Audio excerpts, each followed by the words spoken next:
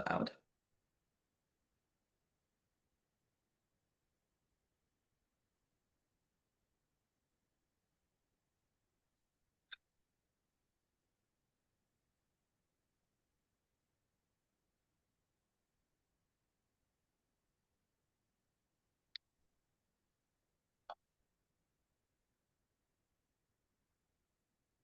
Mm. Yeah.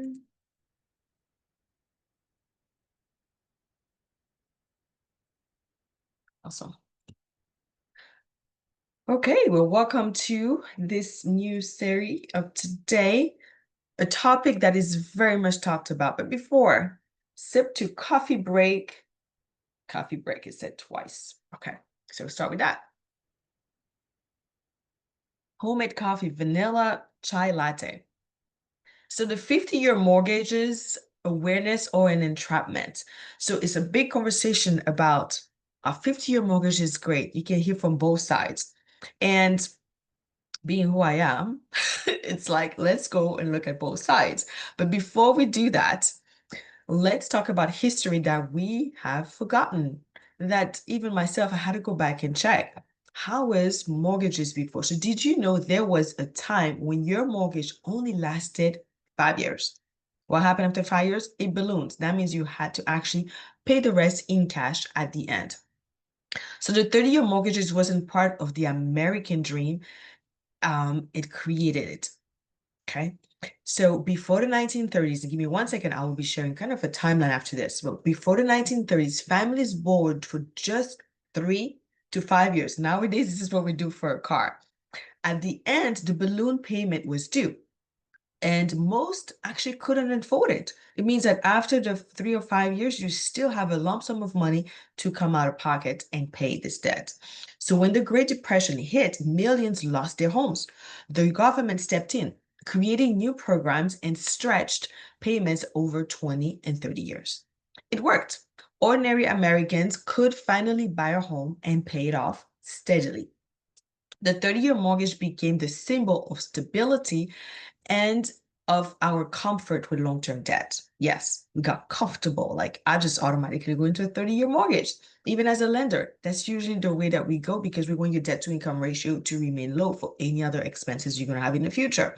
So we built communities, but we also built a culture, monthly payments forever. Now, a little backstory here. I originally from a French system and Caribbean culture. So the mentality is a little bit different. People get mortgages and the intent is to pay it off. So they stay in their home forever, basically. My mom has had her house for over 40 years. Most of my family, that's the same.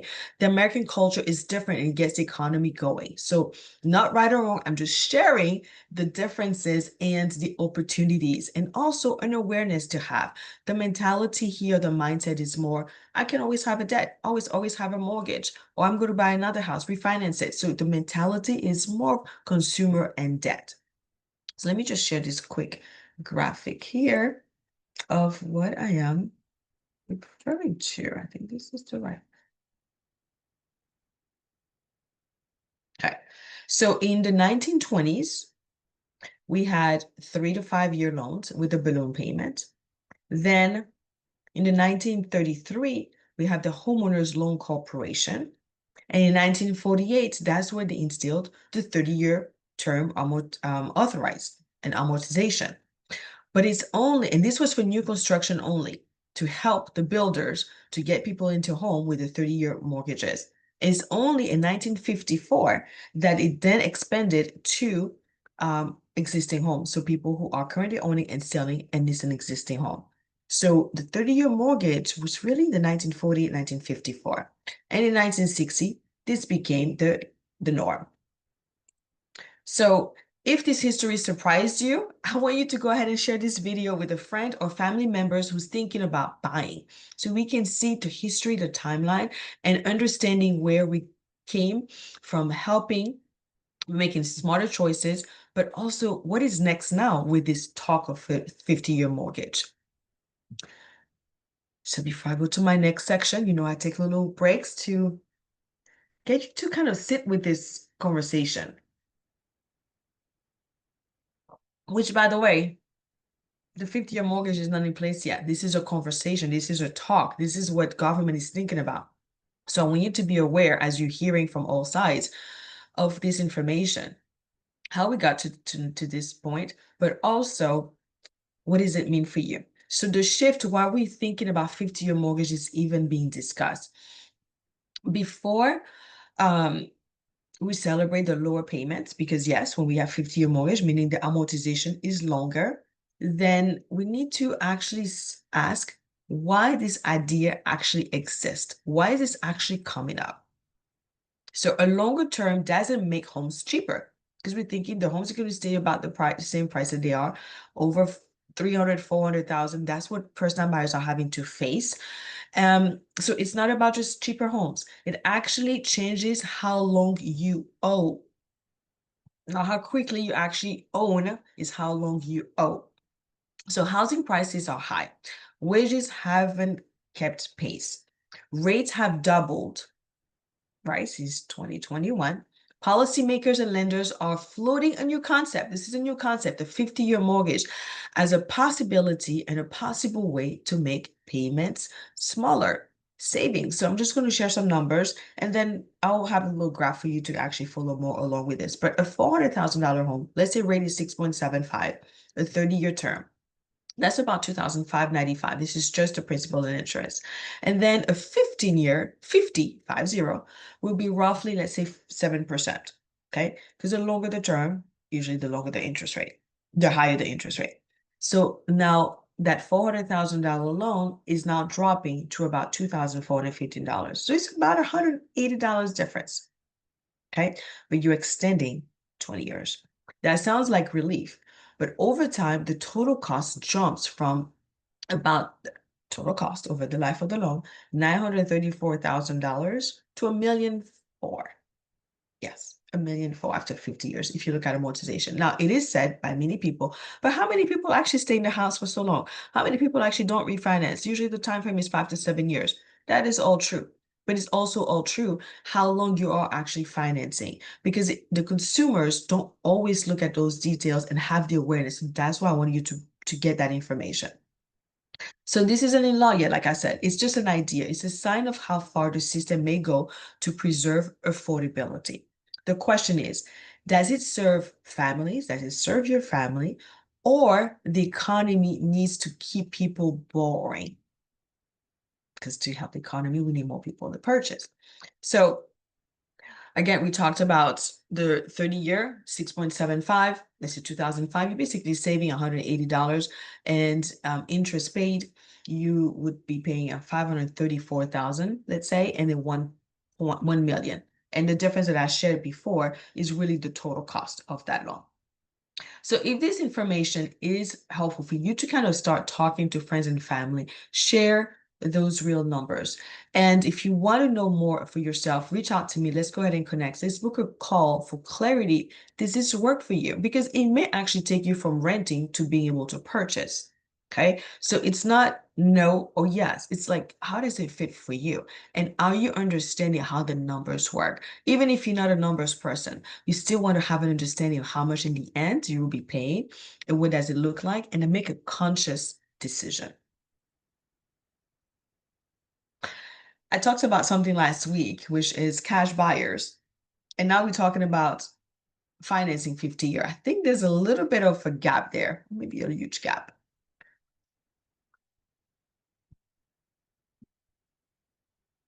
So we said that about 1 in 3 homes right now are bought in cash. So does that mean what does it actually mean for everyone else? So we've said in the past, in the previous, actually it was last week, we did the analysis from the NOW report of how many people are actually buying cash. It's a pretty large number of people. So we see 2 economies, one built on assets, cash buyers, and the other one built on debt. So in today's market, some buyers walk in with cash, no finance, no interest, no stress. Others are juggling high interest rates, tighter budgets, and new loan terms just to be able to compete. So that's not just a personal finance, it's actually structure. Cash buyers are rewarded with speed and equity. can't afford them. You got cash. Credit buyers are offered longer terms, longer loans. So it's actually doing what? Is widening the gap between those who own outright and those who own indefinitely. 50 years is pretty long term. If you think about it, people are buying in their 30s, 50 years. You'll be paying this mortgage for a while. And then let's say you actually don't even pay off this loan or pay extra towards the principal. You just do the minimum payment and you get into the next house. Like many people actually do with their cars. They go ahead and turn the car in and they constantly, endlessly have a car payment. Similar concept.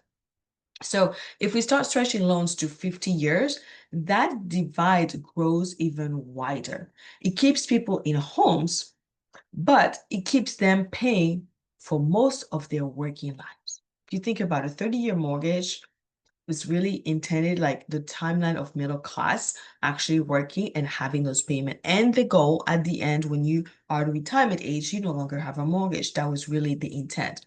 So a 50-year mortgage, yes, it might open doors. But we have to ask, does it actually build homeownership or it stretch dependency? What I mean by dependency, you're depending on your debt to be able to constantly have a roof over your head.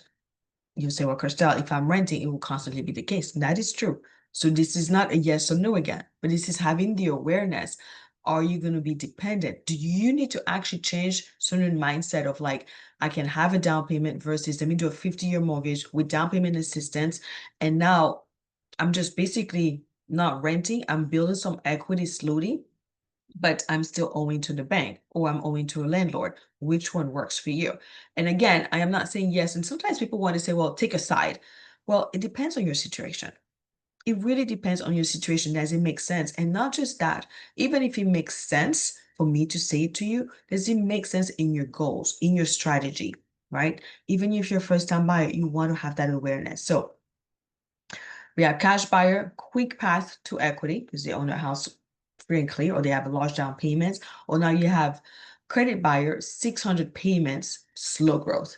So I would love for you to share this with your group chat, networking circle. Let's start having real conversations about sustainable homeownership, not just short-term fixes, which this might be one of them.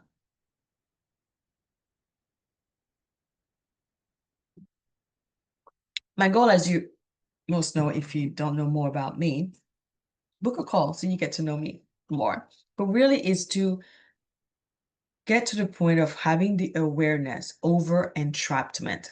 Because when I read about this, to me, it feels like, oh my gosh, we are making the first-time buyers, those who have a hard time affording a home right now, even more entrapped with the debt.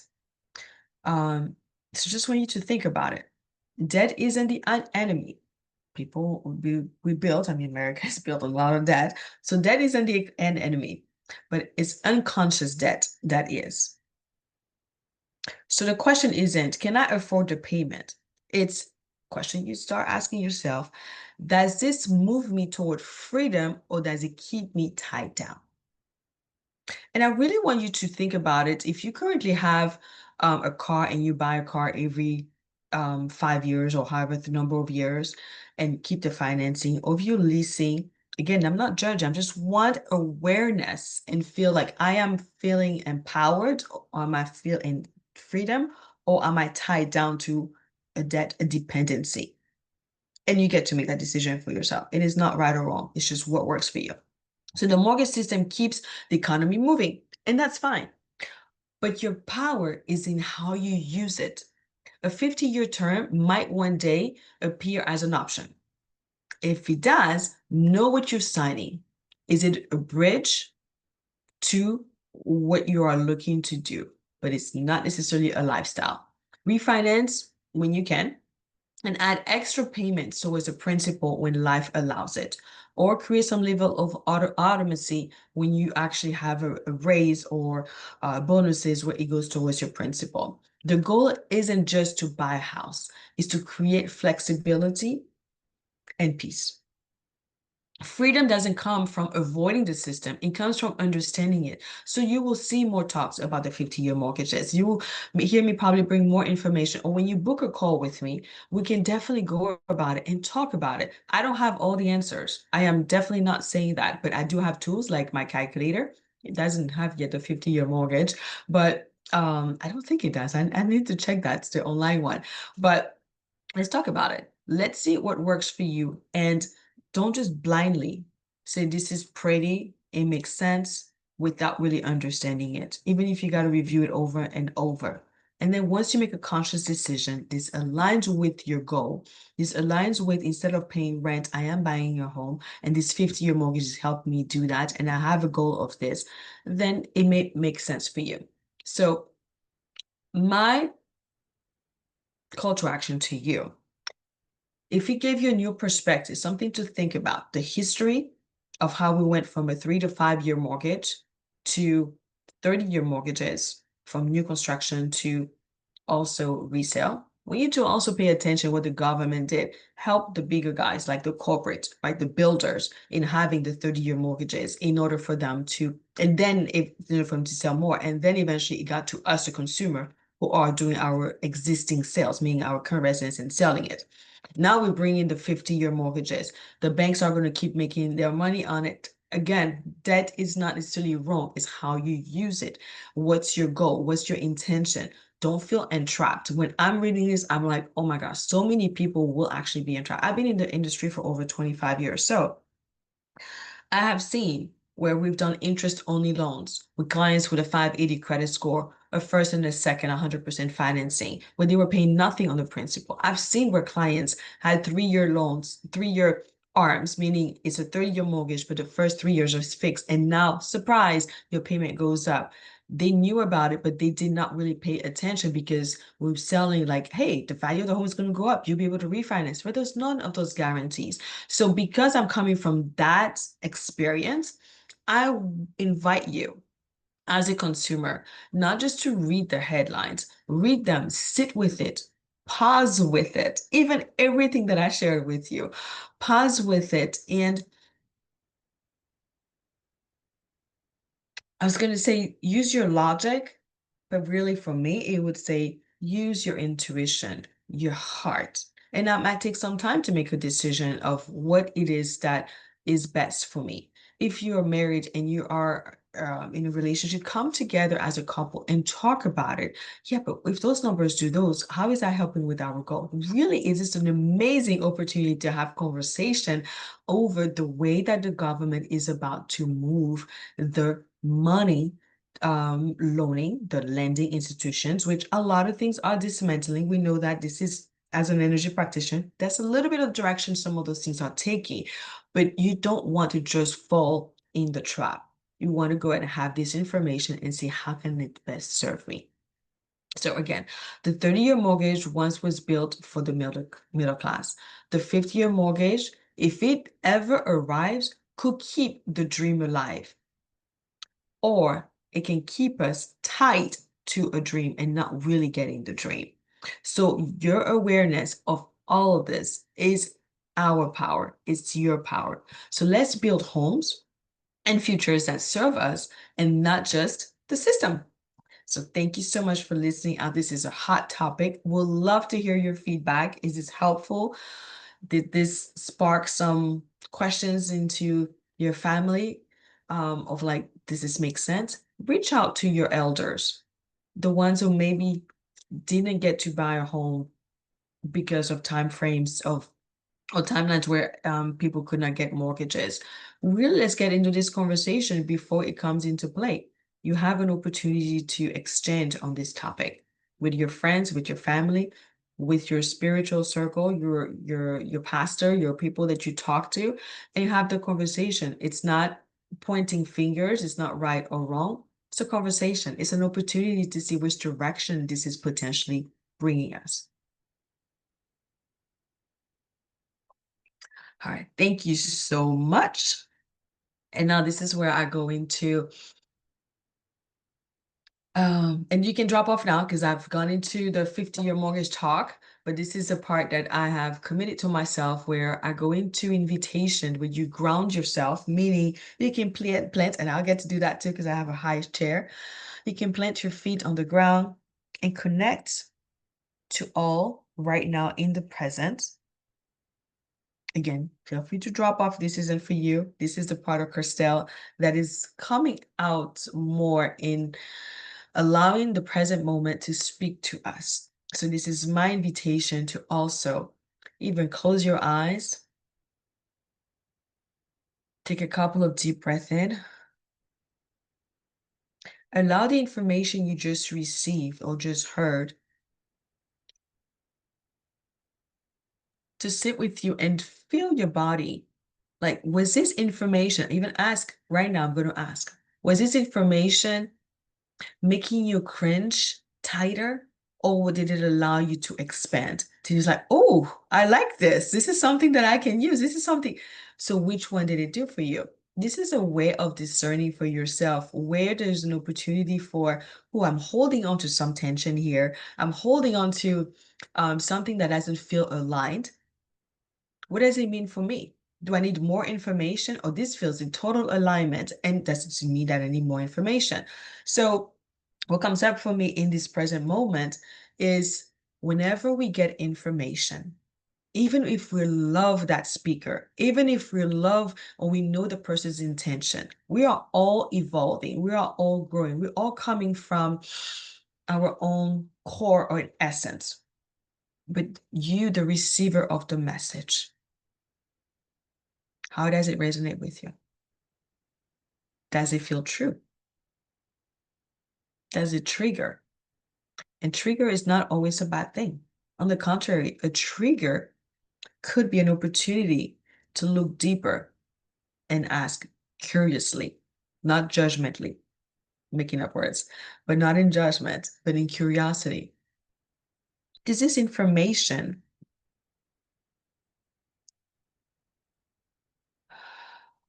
let's say, angers me? The system is doing something that is not for our greatest good, right? So if it does, ask yourself, why is this creating anger when this was information shared? Where is this maybe in my body that I'm feeling it? If you are sensitive to feeling things in your body, is it in your heart? Is it in your head? And I invite you, if you know where it feels in your body, to breathe. Bring the light, right? Because when there's tension, it's really a dark spot, like a sore spot. Even if the doctors say, well, how does this feel here? Is this a spot that's holding something? It could be an emotion. It could be a feeling. It could just be a pain from a muscle strain that you did. And you want to say, thank you. I actually exercise, and that pain is because of that, right? So you're not judging, you're observing. You're in the moment and receiving guidance from your intuition, your heart. And then let's say you don't really feel things in your body. Like I said, I felt nothing. I don't know what you're talking about. Um, Maybe there's a thought that comes up. Maybe there's a memory that comes up. You might want to write that memory. Yes, I remember my grandparents talking about owning a home and how hard it was. And this angers me that now we're getting into a 50-year mortgage. I'm just making a story. We make a 15-year mortgage, and that means we're going to stay stuck into those debts. This is just not making sense. So be with that, be the observer of those feelings. Maybe even express it to another family member and see, what was your take on this? Or just stay in silence and say, wow, this is really bringing up a sore topic, something my family experienced. Not the same exact topic, but it feels the same. Wow. I have compassion for what they experience, and I get to have compassion for myself and what I'm experiencing. Because remember, all of this is a journey of self-reflection. Me coming even on a Zoom call to share this information, and even us seeing information on social media, it's a reflection of us, for us, to say, how does this make me feel? Now, we can keep scrolling and have like unconscious presence to the social media, but some of the topics actually do something to us. And this is my invitation in this section. Like, take a pause and say, everything that I experienced in this day or in this moment, in this conversation with Kristel right now, how do I feel about it? And as I say, how do I feel about it? What comes up is also there are different generations that allow themselves to feel. The younger generations, I feel like they are expressing more their feelings on those, and then we call them sensitive. And then you have the older generations, like my mom's generation, a friend of mine, her mom, the same age group, and it wasn't allowed to express that, to express how they feel, or even to feel what they feel.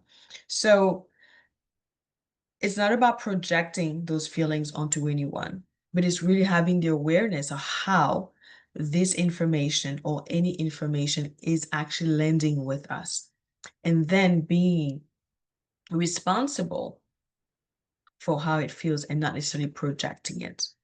And dismantling, this is how it made me experience life. How can I bring peace to it? First, you have to have the awareness of it and the desire to live a peaceful life, a life that everything that comes my way, I get to have certainty that it is happening for my greatest good. And even if it doesn't feel good, there is a potential possibility of why I get to experience this. So